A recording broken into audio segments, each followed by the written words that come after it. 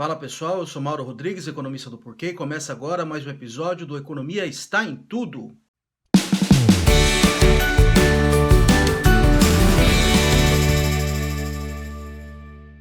E hoje a gente começa falando sobre o Prêmio Nobel que saiu na segunda-feira. Estamos gravando aqui na sexta-feira, dia 18, e na segunda-feira saiu o anúncio do Prêmio Nobel de Economia de 2019, e os vencedores são o Abhijit Banerjee, do MIT, a Esther Duflo, também do MIT, e o Michael Kremer, de Harvard. E eles receberam o prêmio por o que o Comitê do Nobel indicou como abordagem experimental para reduzir a pobreza no mundo. O Dudu já falou um pouco sobre as contribuições deles. Eu queria focar aqui mais no método, explicar mais o método que, para mim, foi uma das principais inovações que concederam para eles o Prêmio Nobel. Então, o que é essa abordagem experimental? São tal dos experimentos randomizados. Essa abordagem ela é importada de áreas de ciências naturais e principalmente de medicina. E a aplicação principal que esse pessoal está fazendo, que esses três economistas estão fazendo, é para a economia do desenvolvimento. É para olhar, em geral, para países pobres e ver efeito de política social. Então, como é que é essa analogia com a medicina? Então, na medicina, suponho que você está querendo entender como é que funciona um remédio. Então, eu estou querendo ver a efetividade de determinado remédio. Então, a gente tem que separar, para entender isso, dois grupos. Um grupo que a gente chama de grupo de tratamento, que é o grupo que vai receber o remédio, e outro grupo que a gente chama de grupo de controle, que é o grupo que não vai receber o remédio, vai receber, por exemplo, uma pílula de farinha, que não tem os princípios ativos lá do remédio. Você mede o efeito do remédio, que é a diferença entre o grupo de tratamento e o grupo de controle. Então, a diferença entre os dois é o efeito do remédio, em determinadas variáveis que o pesquisador elenca como relevantes. A seleção dos grupos é aleatória, então é um sorteio que diz quem vai receber o remédio e quem vai receber a pílula de farinha. Por que tem que ser sorteio? Suponha que não seja sorteio, suponha que você deixa as pessoas chegarem em você para dizer, olha, quero tomar o remédio. Provavelmente quem vai querer tomar o remédio tem alguma característica que está por trás disso. Então a pessoa está precisando mais do remédio, a pessoa é mais ligada a assuntos de medicina do que as outras pessoas que não estão nem percebendo o que está rolando. Isso gera problema de seleção, então a gente não sabe no fim se é o efeito do remédio ou o efeito da pessoa, dessas características não observáveis que estão gerando a seleção. A mesma coisa quando a gente vai para experimentos na área de economia de desenvolvimento e para programas sociais, por exemplo. Então suponha que determinado gestor de uma localidade entende que que educação é importante, que os alunos não estão indo na escola. Então ele precisa saber o que fazer. Então ele vai assim, o problema é que a escola é ruim, então vamos melhorar a escola, vamos aumentar o salário de professor para atrair melhores professores. Então suponha que na localidade, ali num determinado estado ou província de um país pobre, tem 100 vilas. E aí você vai elencar 50 delas para receber esse tratamento, que é receber os professores ali vão ganhar mais. Se você deixar as vilas se selecionarem, dizer, olha, eu quero e eu não quero, quem vai querer vão ser provavelmente os locais em que os pais ligam mais para a educação, em que os diretores das escolas eles são mais engajados. Então, no fim das contas, se você vai medir o efeito depois de quem recebeu o tratamento e não recebeu o tratamento, se deixou as pessoas se selecionarem, você pode captar efeito de outras variáveis, como os pais valorizam mais a educação naquela região em relação a outra, ou os diretores eles são mais engajados, por aí vai. Então por isso que é importante você, no caso, randomizar ou aleatorizar. Então sortear quem vai receber e quem não vai receber. Então essas características dos dois grupos, elas são mais ou menos iguais, e a única coisa que está diferenciando eles mesmo é a sorte, tá? É quem recebeu e quem não recebeu.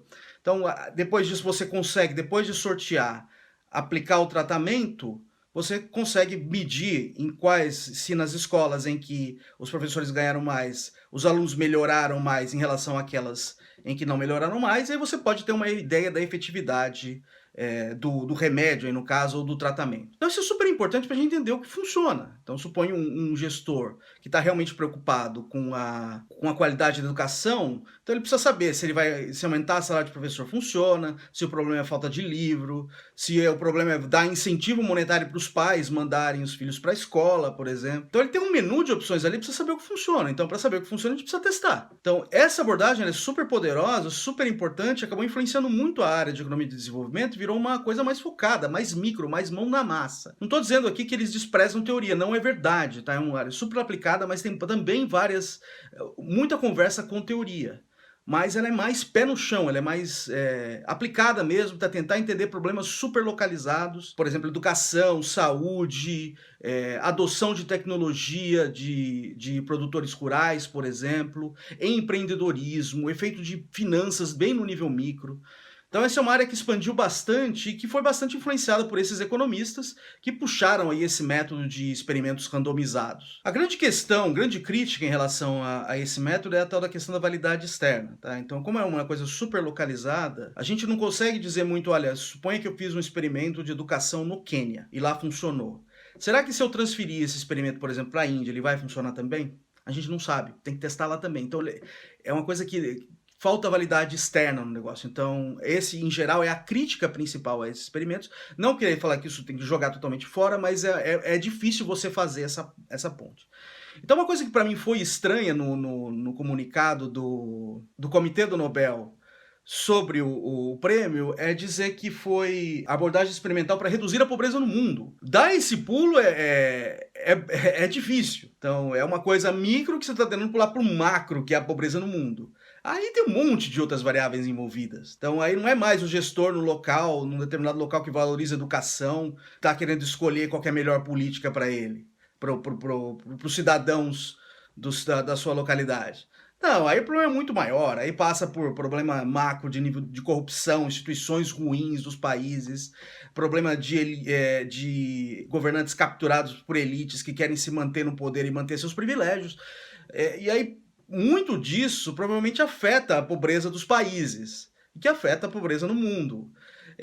Então, dá esse pulo, olha, contribuições super importantes aqui para entender políticas sociais e pobreza, e dar esse pulo para o nível macro, aí que está o grande pulo do gato, que é a grande crítica que essa literatura recebe, e que ficou estranho aí na comunicação do Comitê do Prêmio Nobel na hora de conceder o prêmio, ainda que de fato seja super importante para entender como que políticas sociais funcionam e como faz para reduzir pobreza e desigualdade no mundo, e na verdade localizada, né? Mas aí pular pro nível macro, realmente aí tá a grande questão. Mas essa questão é muito difícil. Algumas curiosidades sobre o prêmio, a gente discutiu aqui num texto do porquê, a gente montou alguns gráficos. A Esther Duflo, que foi uma das economistas que receberam o Prêmio Nobel entre os três, ela é apenas a segunda mulher a receber o Prêmio Nobel de Economia. Até agora foram 84 pessoas que receberam o Prêmio Nobel desde 1969. A Esther Duflo é a segunda mulher apenas. Então 98% dos prêmios Nobel são homens, aproximadamente. Segundo ponto, a grande maioria é americana. Então, dos 84, 50 vem dos Estados Unidos. Outro ponto também, a Esther Duflo é a pessoa mais jovem a receber o Prêmio Nobel. Ela tem 46 anos.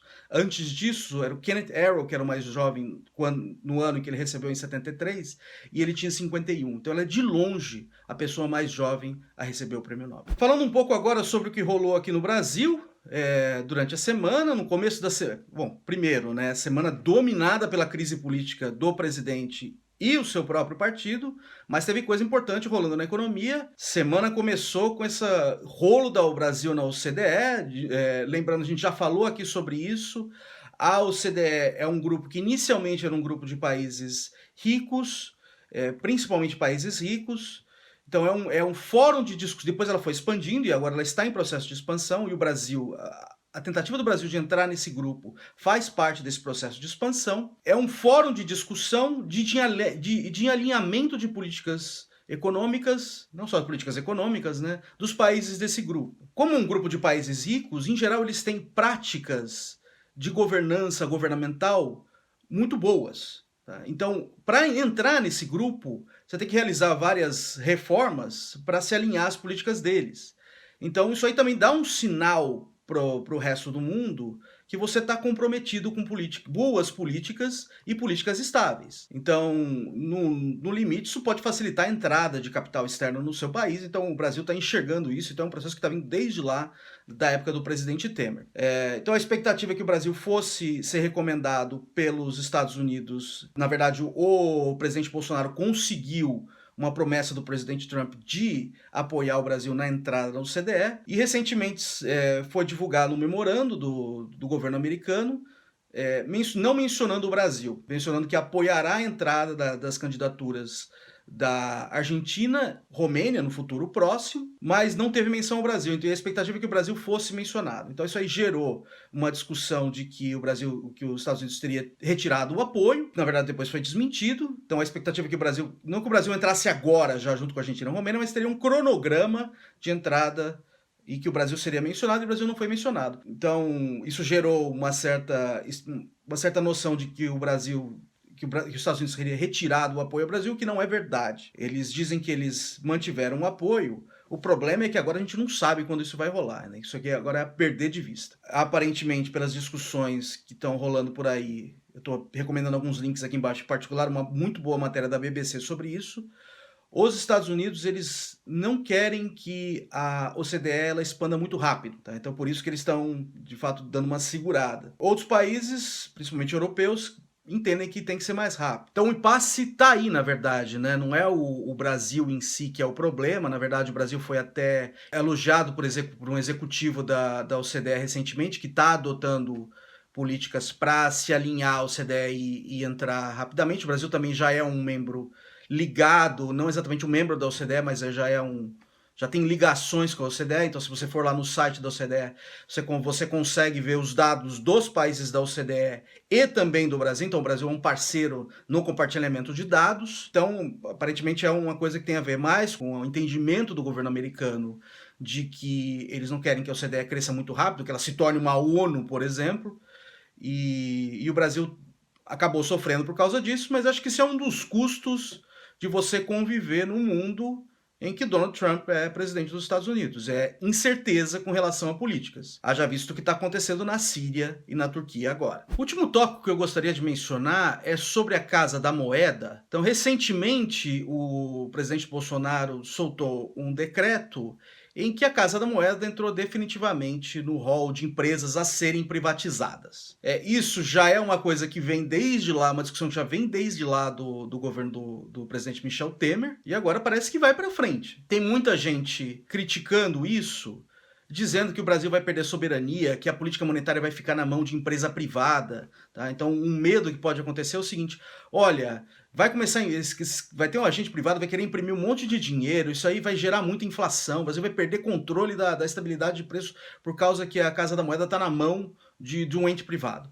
Isso não é verdade. A Casa da Moeda ela só fabrica o dinheiro. Quem controla a quantidade de dinheiro em circulação na economia é o Banco Central. A gente já escreveu uma coluna lá na época em que começou essa discussão, lá em 2017. Suponha que é seu aniversário, tá? E você vai até uma gráfica e pede para imprimir 100 convites, mas você não sabe quantas pessoas você vai convidar no fim das contas. Mas, sei lá, vamos colocar 100 convites aí só para ter uma base. Então a gráfica vai lá e entrega os 100 convites para você. Quem vai entregar o convite é você. A gráfica não vai chegar e começar a entregar o convite para pessoas aleatórias para ir na sua festa. É você que controla quem entra na sua festa e para quem você dá o convite. É mais ou menos isso no caso do Banco Central e da Casa da Moeda. A Casa da Moeda imprime o dinheiro. Tá? Ela é a gráfica. Ela é uma gráfica, na verdade. Quem distribui o dinheiro, quem decide quando que o dinheiro vai entrar na economia, essa é uma decisão de política monetária, essa é uma decisão do Banco Central. Então a Casa da Moeda sendo privada ou não, ela vai...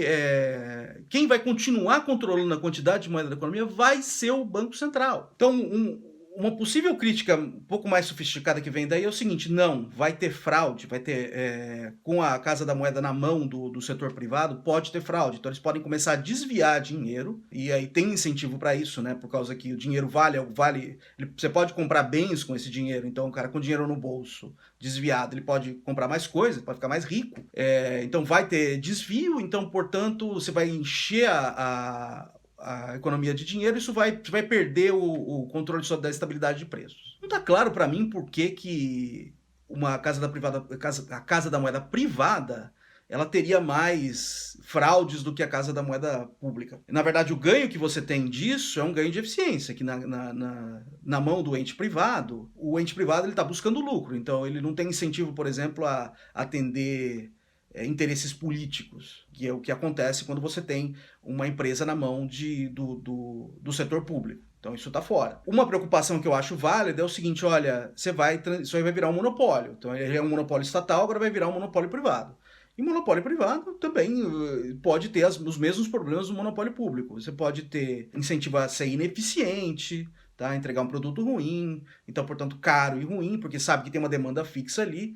Então, isso de fato é uma preocupação válida, que você pode, no fim das contas, trocar 6 por meia dúzia. Então é importante ter competição. Mas como é que você faz competição aí no caso? Você abre a porta para você, se tiver muito caro e muito ruim, o governo possa contratar empresas externas, por exemplo, para imprimir o seu dinheiro, se está achando que a qualidade está muito ruim e que o preço está muito alto.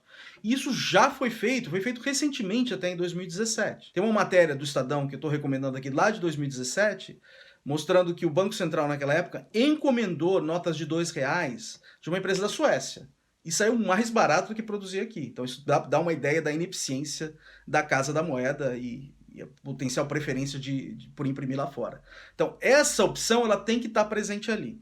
O caso das fraudes, eu acho que é um caso mais de fiscalização e, no limite, punições para a empresa se começar a ter evidência de muita fraude. Provavelmente ali o melhor esquema seja seja um esquema de concessão mesmo, não necessariamente de privatização, porque o Estado poderia tirar de volta a concessão à empresa se começar a ter muita fraude. Voltando um pouco à discussão sobre imprimir lá fora ou não, e eu acho que imprimir lá fora, na verdade, tem mais uma vantagem, que é a vantagem de segurança. Não porque lá fora as empresas sejam mais seguras, porque lá fora, na verdade, o dinheiro nosso não vale nada. Então, um incentivo a um sueco roubar notas de R$100 da empresa lá, dentro de um funcionário sueco, por exemplo, é baixíssimo.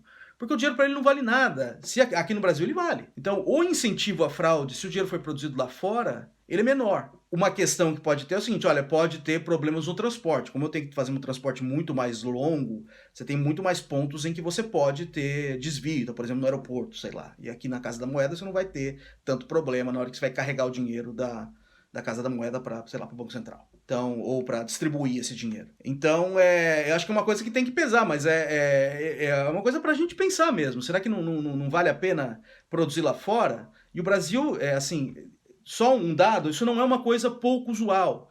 A maior empresa, uma das maiores empresas do setor internacionais, chama De La Rue, que é uma empresa britânica. No site dela, diz que produz mais ou menos 1/3 do dinheiro no mundo. Tá? Então não é uma coisa pouco usual. E tem outras empresas por aí. Então a empresa que eu mencionei que o Brasil importou recentemente é uma empresa sueca. E o Brasil, no passado, lá na época do Cruzeiro, já também o dinheiro brasileiro era produzido fora. Então não é uma coisa nova, vamos dizer assim. Então é uma coisa para a gente pensar. Assim. Primeiro ponto, o privatizável não vai fazer com que você perca controle da quantidade de moeda em circulação.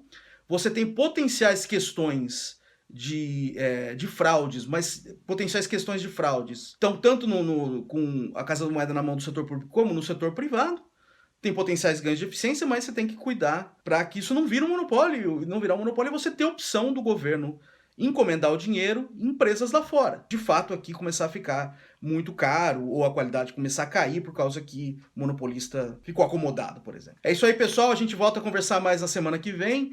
Dá uma olhada no nosso site, tem bastante conteúdo lá, www.porquê.com.br. A gente também está nas redes sociais, a gente está aqui no YouTube, no Facebook, no Instagram e no Twitter. E a gente conversa mais na semana que vem. Um abraço!